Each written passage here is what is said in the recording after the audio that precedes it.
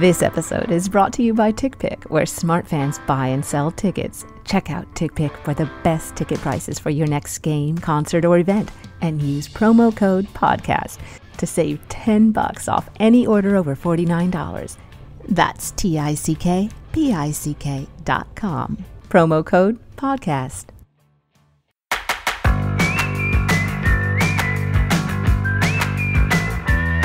Welcome to the Fantasy Football Profit Podcast, hosted by Craig Phillips and Jeff Torrey.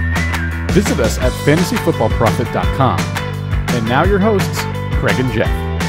Welcome everyone to the Fantasy Football Profit Podcast. I'm Craig Phillips, joined as always by Jeff Torrey. And today we have a little waiver wire for Week 5. And this is, I would say, probably the best waiver wire we've had yet this year, at least the most options. I don't know if it'll turn out to be the best, but there's a lot of running backs on this list this week and a couple quarterbacks that we might want to pick up, but we'll get into that in just a minute. Make sure you guys check us out on Twitter at the FF Profit. We're on Instagram at Fantasy Football Profit. The website's fantasyfootballprofit.com. And if you heard before the show, make sure you guys go check out tickpick.com. Use the promo code podcast. And so let's just get right into it, Jeff, with some of the top waiver ads of the week. Who do you do you have a guy that you're looking at top on the list this week? Is anybody that stands out to you? I mean, there's a lot of guys, but is there any one player that might stand out more than the others, or is it pretty much there's about 5-6 guys that are all similar? Yeah, there's a lot of guys that are actually interesting. Including even a few QBs this time around, which is a little bit new. But I don't personally have one guy that I'm going after yet. I'm kind of weighing my options. I'm trying to figure out who is actually the best long-term play, which I could be, that would be more useful to me. So I'm trying to figure out who's actually filling that void and not so much for a week or two, which I don't personally need, but there's plenty of those guys out there too. Yeah, what I'm thinking is it's probably going to be, maybe it's not the most exciting, but I think it's the most guaranteed workload. It's probably going to be Latavius Murray. I think he's going to be the main back for the Vikings. McKinnon's had his chances, and what has he really done? He's going to be that change of pace guy. He's going to be out there. He's not going to be on the bench. He's going to play. But I think they're probably going to give Murray a real look at it. And what we've heard is that he wasn't quite 100% back from his ankle injury yet. So maybe he's going to be getting healthier, be able to use him a little bit. And I mean, Cook's been very productive. The offensive line's been better this year, so Murray could be a good pickup. And he's out there in a lot of leagues now. Beginning of the year, he was most every league had him drafted, but now he's down to only 20% owned in ESPN. So I might be looking at Murray. I think there is a shot there. He was a good running back with Oakland, so why can't he do it now? Yeah, I agree. You're taking you're taking a risk, but it's the waiver. So I mean, when are you not taking a risk? Yeah, exactly. I just think there's more work there. Yeah, absolutely. And I think he is the better bet than McKinnon. So, if you're going to go ahead and grab a guy, I think he would be probably number one. And obviously because of that major injury.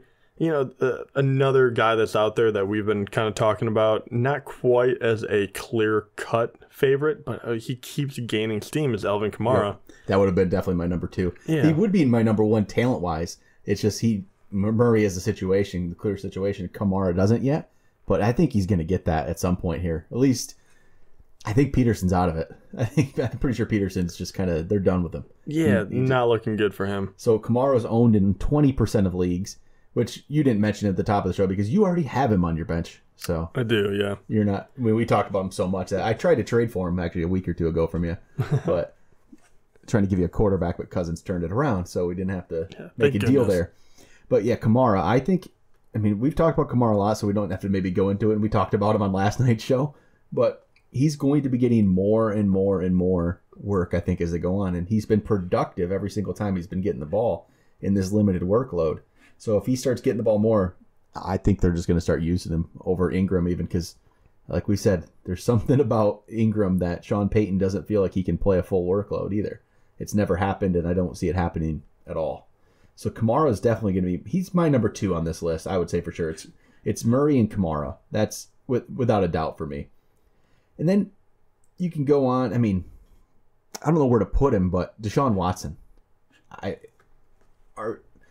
if you're a QB needy team, if you were going with the Andy Daltons and the Carson Palmers to start the year, those kind of guys, maybe even Phillip Rivers, it hasn't been that great. Would you rather have Deshaun Watson at this point, or are you buying in, or just are you still waiting? But you can't wait. If you want, you have to pick him up right now. Yeah, I think the problem with this is you're picking him up right after his 5-touchdown game. Yep. I think everyone's going to try to go ahead and get the guy. I think he's going to be up and down. He's a rookie.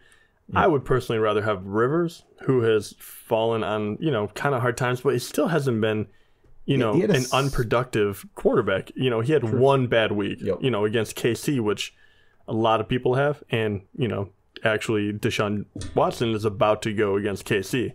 So I think you could easily see him go for the top point of his season to one of the lower ones. So I personally like Rivers. He's going against the Giants and then Oakland before hitting Denver, which I wouldn't start him at. But I still like him. I think he's still getting his feet underneath him, and he has a ton of people to throw it to. Yeah, this week was really crazy. I don't see that happening again. Yes, and the Kansas City game is going to be interesting. The Cleveland game, I'm liking that one, week 6. Then he goes on the bye. Then he's at Seattle. So this is like a weird up and down schedule. Kansas City, but then Cleveland. Then he has the bye. Then he goes to at Seattle. But then he gets to play the Colts. So it's just, he's going to have weeks where you're going to play him, and he's going to have weeks where you're not going to want to play him.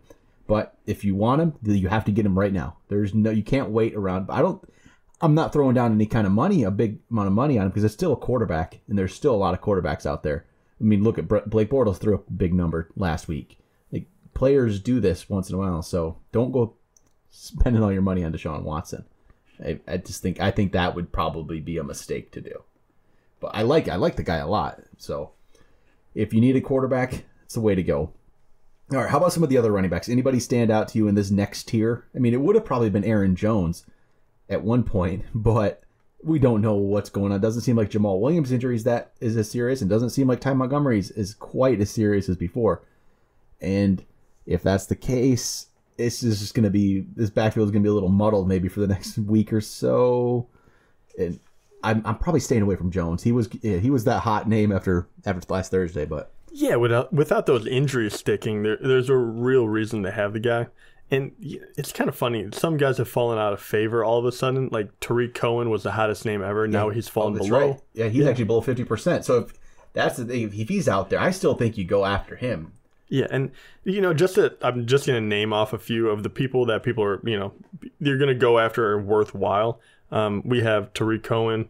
We have Elijah McGuire, who a lot of people are going to go after to see what's what. I'm interested in that. But if it wasn't for Powell, and even Forte, like he had a great week. If he had that great week and Powell didn't have an even better week ahead of him, Powell's touchdown was much more fluky than McGuire's was. But McGuire interests me, except the fact that the team's terrible. That's where I thought about, actually, I did think about picking him up last week in our main league. But what I ended up deciding is I hate having players on teams that are just terrible. And that was my worry with him. So that's my hesitation with McGuire. Just a bad team he's on. Yeah, and... Yeah, I do. I struggle with it because of Powell mostly. Yep. I don't think McGuire is anything that special, but at the same time, I think he's going to get plenty of opportunity on that Jets team because they're so bad. Yep. So it's going to be completely up and down. Another guy that I don't fully trust, but I'm kind of interested in, is Alex Collins of Baltimore. Another guy that has succeeded in limited touches, and you think that he's going to get more and more of the bulk of the work just to try him out. So he's kind of like a wait and see, find out, what's going on with him. And finally, there's actually two more, but the first one is Jamal Charles, which I like. I know that he's one that you can't count on right now. He's probably not the guy that you're going to go out and plug him into your lineup every week by any means. But as you get more and more comfortable seeing him out there after that, the injuries he's had in the past, the first week he comes out, he gets 2 points. It's kind of like whatever. Then 5, then a touchdown, so he has almost 12, and then almost 5 again. Then he has a bye, so you're probably going to be able to get him for absolutely nothing, like throwing a buck on him. And then you get Giants and then the Rams before you hit KC. So I think there's some value here if you need to, look into the future. And you don't have to pay anything for the guy. So I kind of like that. Well, especially if you're an Anderson owner. I mean, Charles, if Anderson were to go down, I think Charles is clearly going to get majority of the work. I know Devontae Booker is back, but Charles is starting to look more and more like himself. You can see flashes of it. So I think he would get a pretty decent workload. So, if you're an Anderson owner, even the bench spot, it doesn't hurt to have Charles on there at all. It's probably a decent move. And even Wendell Smallwood is still, he's down there on ESPN. He's still only about 15% owned on this rank, which, I don't know how accurate that's going to be. He's probably owned, and he's most likely in majority of your leagues. He's probably gone. If he isn't, pick him up. We don't have to go into him too much because he looked pretty solid, and I think he's going to have that Sproles type work and be a solid player going forward. Blunt still had a great game too, though. So it's going to be hard to say, but if he's out there, I'd say pick him up. And some other guys we'd have to talk about. Foreman, if he's out there, still pick him up. I know Miller had a great game, but Foreman's still there. He had 13 carries. He's getting a lot of work. So Foreman should be owned. I don't feel like he needs to be on the bench. And if this is one of those few situations where if you're an owner of Miller, you need to get Foreman. There's not many handcuff situations I would say to get. This is one of them. So, like you talked about, Alex Collins. I actually like Alex Collins quite a bit. I'm interested in that one because Terrence West, I think he's done. He's never been a great player. We've never really liked him, and he's not doing anything. And Buck Allen, even he hasn't. I mean, after week 2, he hasn't looked very good the last 2 weeks. So no, yeah, and with that team, they're looking to find someone that can produce. Could be Collins. Yeah, exactly. He's kind of the unknown, so they're going to give him a crack at it. I'd throw him on your bench. And then Wayne Gallman, too, from the Giants. Yeah, he's an interesting one. I know very little about the guy, to be truthful. He went to Clemson. That's kind of what you know. He didn't even start. I don't even think he wasn't active the first 3 games. So there's that. Darkwa was out this game, so that's why he was active for Sunday's game. And he didn't even get a carry, I believe. I don't think he got a carry until about the 3rd quarter. But after that, he looked productive. And with how bad Perkins has been, and Darkwa really wasn't that much better. I mean, maybe they want to. They want to see more of Gallman next week. I can pretty much guarantee that. Especially being 0-4, why not? They're going to probably give him a look. So that could be an interesting one. The problem is you get 1 week to see if he can do anything, and then he goes. This is the problem with the Gallman pickup. Yeah, maybe he has a great week next week. Then he goes at Denver, plays against Seattle, then he has his bye. So you might get him. You're going to pick him up. You're not playing him this week, and then you're not playing him the next 3 weeks. So if you pick up Gallman, the earliest you're honestly playing him is week 9. Yeah, it's a brutal schedule. That's why I probably would steer away from him for now. Because of that. Even if you pick him up, you're probably going to want to drop him before you try to pick him up. You're going to want to drop him before you actually get a chance to play him. Yeah. That's the problem with it. And that's exactly what's going to happen. So if you like Gallman, if he has a solid week, maybe you're probably going to, no one's going to be picking him up after Denver and Seattle. You pick him up during his bye week in week 8. That's maybe where you watch to pick him up. Because I don't see anything exciting happening before that. All right. What about the Seattle situation here with Eddie Lacy? I know in a lot of leagues he's probably owned already. He's been getting dropped, though. He has been getting dropped. He doesn't quite make our threshold of our ranks, I don't believe. But, yeah, because he's still owned in ESPN about 91%. But I don't know how accurate those ranks are, if they take into account dead leagues and stuff like that. But do you think it's going to be Lacy now with Carson out? Rawls is obviously going to be active again. It'll be maybe a mix of Lacy, Rawls, Procise. How long he's going to be out for. And what about J.D. McKissick? I can see J.D. McKissick getting the looks. Yeah, I mean, I did too. Man, I think honestly, I probably will just stay away from the whole thing because I'm really just throwing guesses in the dark. Yep. You're hoping that the young guy McKissick would, be the guy. Like all of a sudden you would find him.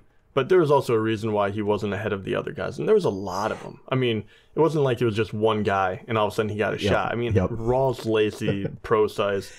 I mean, it's Chris Carson. Man. I mean, you gotta be kidding me. It's such a platoon of people. They're throwing everyone out there, and none of them have been doing that good. No, it's like even this last game, even before the Carson injury, where did Eddie Lacy's random carries come from? Like, why did all of a sudden he get carries? Like he was inactive a week, then he was active and didn't even play. And now all of a sudden he gets carries again and Rawls is inactive. There's just no reasoning for what they're doing with his backfield. I can completely see them giving some work, giving McKissick a lot of the work. Or I can see Procise being healthy, and Procise all of a sudden is the one. You're taking a complete guess on who's it going to be. No one's even mentioning really Rawls and all this thing. Maybe Rawls gets 20 carries next week. Honestly, I feel like as soon as one of them is healthy enough to get the bulk of the carries, they will. And then as soon as they get banged up again, it'll go to someone else. Yeah, it's impossible for us to predict. We can maybe say who we might think we like the best, but I don't like any of them the best. No. I probably like Procise the best, honestly. And he's not the type that's ever going to get a full workload, so because of that, it's always going to be a mix, even if he was healthy. So yeah, I'm staying away. Me too. I think there's better value other places. Another guy who I'm actually kind of interested in is Andre Ellington. Oh, really? Okay. Yeah, I mean, Chris Johnson's not like necessarily doing much. An old name coming back into the mix. All right. Right, isn't it? This was before David Johnson time. Ellington was this interesting prospect. Chris Johnson's not doing much. And he's just not. No, Ellington's been interesting. He only had 5 carries each of the last 2 games, but he's getting a lot of catches, and he should have had another touchdown there that got somehow they reversed it. I don't understand. If you see the replay, it doesn't make sense to me that it was actually reversed because it was called a touchdown on the field. So he should have even had more points. But now, the last 2 weeks, 8.1 and 10.4 in standard leagues. He's out there, he's playing, and I'm interested in it because I think he could be a flex play here. And yeah, it was a 12-yard touchdown that got called back. That would have been a nice 17-point week. And then he really would have been, people would have been interested in him. But Chris Johnson's not doing anything. Kerwin Williams doesn't do anything. I really think Ellington's going to get more of the work, and especially in PPR leagues. He's an interesting player. So I'd pick him up. I'd wait and I'd see what he can do. I kind of like him. Yeah, I don't mind that because that's another one, especially with David Johnson on the bench. You know, once again, you're trying to find a team that's looking for someone to put their trust in. Man, they've looked rough. Like you go from 2 games ago where I thought maybe they're back on track, and then they go up against it should have been a good matchup, and they hardly score any points, and they have to eke it out in overtime. You know what I mean? So I like the Ellington pick. It's not one of these shiny new guys. It is. Yeah. So, I mean, it's a guy that's actually, been on the radar a little bit. Just a little quick update, Jeff, for your game tonight. We are recording this during Monday Night Football. Jeff currently has a small lead in his game. He's going against Tyreek Hill. Tyreek Hill has 1 catch for 10 yards now. Oh, great. So you are currently up by 2.6. So 26 more yards for Hill. Just waiting for me to lose. We're in the second quarter right now. Still 10 minutes left in the second. So, Jeff, there's still plenty of time. So if he keeps up that pace of about 10 yards per quarter, they'll beat you by about a half point. So yeah, that stupid overtime touchdown to Fitzgerald stunk me. So oh man, it's rough. These Monday night games where you're just waiting to the last second are tough, man. I'm in the same boat. I'm waiting for Travis Kelce to hopefully do something. I like having my game decided like at 7:00 on Sunday after the afternoon games. I want my games decided. I won. I can enjoy the rest of the football slate. But the Sunday night, Monday night, I hate having to wait to worry about it. Put me on my misery. Especially it had to have been Tyreek Hill, right? Where he literally could score only 1 point, or he could just go off for 1 touchdown. So it'll probably end up being like the 2-minute drill, and then they'll throw one bomb to him, and then that's where you're gonna lose. All right. So how about we got any wide receivers this week? Will Fuller, maybe? Yeah, I was going to say, actually, there's a lot of interesting wide receivers. And I'm not saying that any of them are going to be stars, but there's a lot of guys that look like they're finally kind of turning the corner, perhaps. Yep. So Will Fuller is obviously one of them. Tyler Lockett? Tyler Lockett. Tyler Lockett's doing the same thing he always does. I was going to say, I've been hyping him up for way too long, but at the same time, he's starting to look like he's molding into, one of Russell Wilson's guys. Yep. There's not a whole lot of other wide receivers there, and he's definitely one of the more athletic ones. Yep. So my only reservation with him is I've built him up for so long. I've never seen him actually do it. Yep. So, I fingers crossed, I kind of hope so, but, I go into that kind of eyes wide open.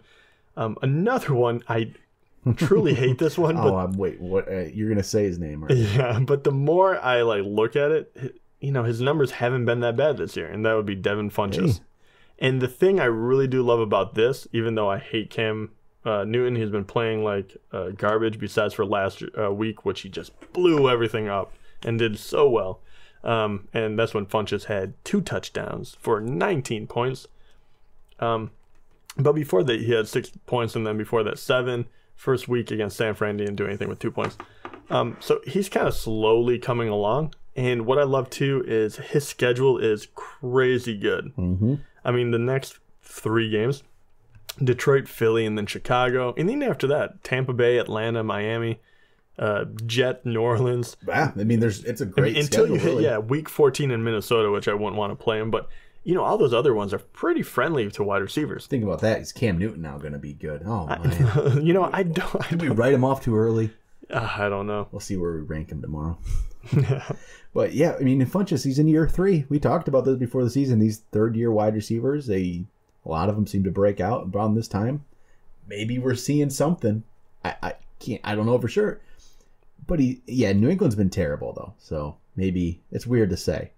To temper your expectations, he only did it against the Patriots. It's a weird thing that's the team, that you're. Anybody goes off against. It's a strange thing. Right now, you can bank on that one a little bit. You really can. Some other guys, maybe Cooper Kupp looked good. I mean, he's out there and still a lot of leagues. People dropped him. He's going to be that kind of guy all year, I think. The week he gets a touchdown, he's going to look good, and he's going to get some of them. So I just have a hard time playing him. I really do. He's a tough play. And how about one that seems to get forgotten in Arizona? Jaron Brown. Not John Brown, not J.J. Nelson, not Fitzgerald, but Jaron Brown. After last 3 weeks here, 7.3, 8.7, 10.5. It's one of those things that you see this every year kind of a thing where these players are slowly putting numbers up like this and they're kind of under the radar. They're not spiking, having these huge weeks that gets them noticed, but they're not having anything down weeks.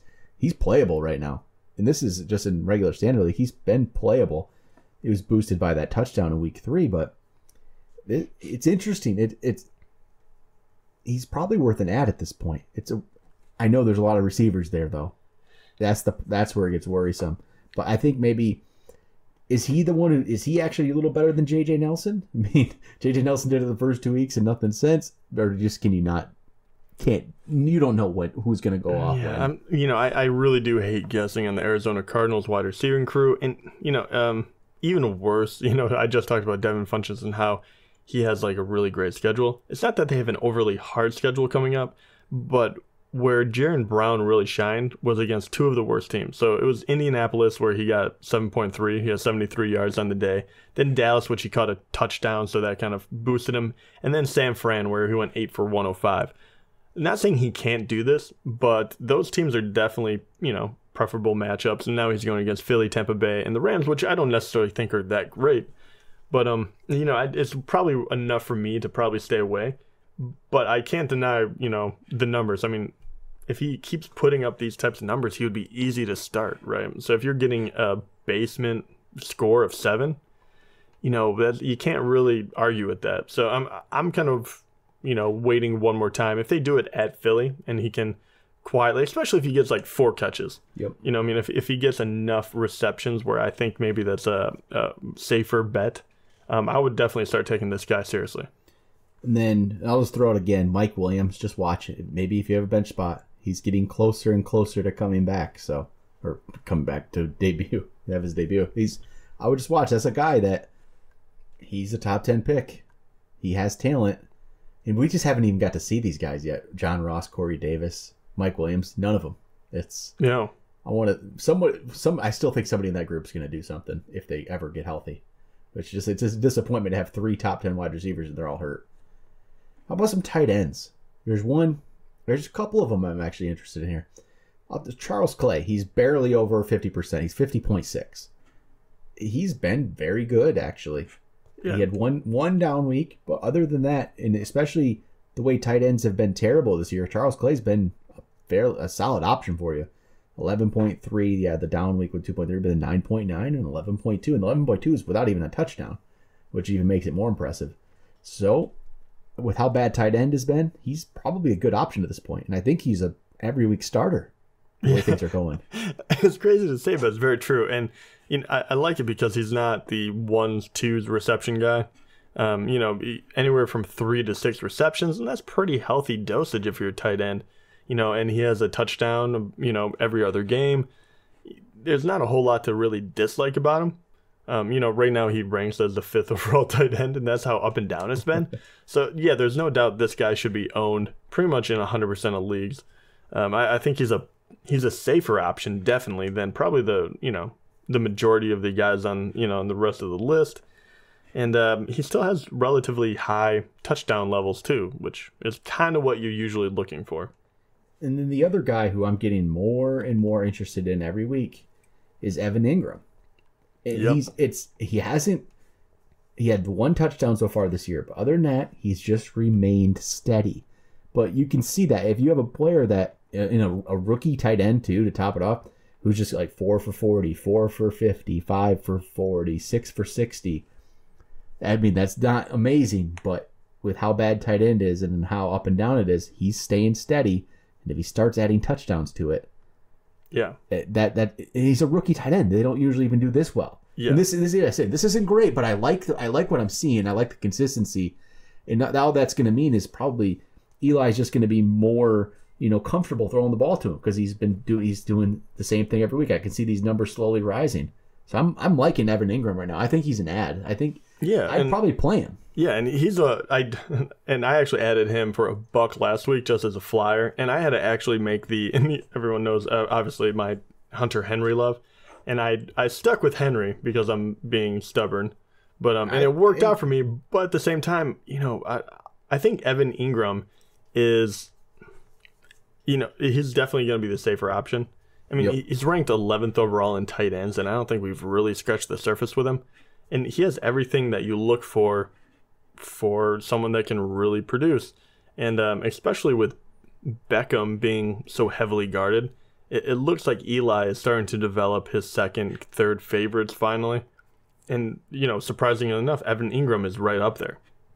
Yeah, he really is. And I think if you're one of those people that you're hurting with, tight ends, I think he's a good play. And I don't think he's going to get you some kind of baseline of points every week. That's the best thing. He's going to give you a baseline that, will keep you in it. And there's going to be weeks where he gets that touchdown and he really kind of, jumps up a little bit for you. But any other players you're thinking about here this week? Anybody that stands out there's a lot of interesting names. It's what? There's one guy that we didn't bring up, and for good reason. I don't think he's ready for the ad quite yet. But with Kirk Cousins kind of coming back around, he finally had 1 catch, and he has that big playability. But Josh Doctson is one guy just to keep on the radar. Don't pick him up right now. But he's just another guy that never really got the opportunity to really come into his own because he's always been hurt, and he was a high draft pick from a couple of years ago. So he's another one just to keep an eye on. Yeah, I mean, tonight, at least he had, so far, second quarter, 1 catch for 7 yards. At least he's got a catch. Yeah, really, at this point, I'm just looking for him to be involved. If he gets a couple catches, 3 catches, I'm going to start taking him seriously because the other guys around him, Pryor finally got a touchdown today, but, they haven't really established themselves in this guy. If he kind of comes out and becomes that deep threat in that offense, he could be definitely worth an ad. Tyreek Hill update. 1 more catch for Hill for 1 yard. Oh, thank goodness. Damn Monday Night Football. All right, well, I think that's going to be it for the waivers. We'll update you later on about how Jeff did and if he was able to pull off Tyreek Hill. That would be awesome. Maybe not. Most likely not. We'll be back with some rankings episodes. We'll talk to you guys next time.